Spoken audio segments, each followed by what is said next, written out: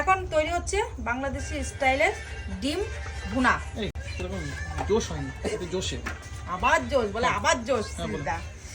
তো দেখো এখন আমি কড়াইটা গরম করে নিয়েছি, আর এখন আমি তৈরি করব বাংলাদেশি স্টাইলের ডিম ভুনা। আর তার জন্য আমি নিয়ে নিয়েছি এখানে টমেটো কুচি, লঙ্কা কুচি, পেঁয়াজ কুচি, আমার জায়মু কুচি দিয়েছে, এক করে দিয়েছে। যাই হোক, এখানে আমি 6টা ডিমের ডিম ভুনা বানাবো। মাত্র 6টা? তার জন্য আমি তেল দিয়ে নিচ্ছি। হাইস্ট কি 6টা ডিম দিয়েই হয়? মাত্র 6টা না, আমি বানাচ্ছি 6টা, কারণ বেশি বানিয়ে এখন গরম তো ডিম খাওয়ার পর ঠিক আছে, শরীরের পক্ষে ভালো। কটা ডিম দিয়ে হাইস্ট বানাতে পারো? তোমার পেটি দরকার? কি বলছো? এক পেটি? এক পেটি হয়ে যাবে? সাবাস, আমার বলার কিছু নেই। তুমি নিয়ে চলে এসেছি। বাবা, আমি বলেছি হাইস্ট কটা, দিদি বলছি যে তোমার পেটি লাগবে, পেটি ধরে বানিয়ে দেবো। আমরা ডিম এখন সবসময় স্টকে থাকে। বাহ, এখন আর আগের মতো নেই, মানে যেহেতু কাছে দোকান, যে তাড়াতাড়ি আমাদের একটা অভ্যাস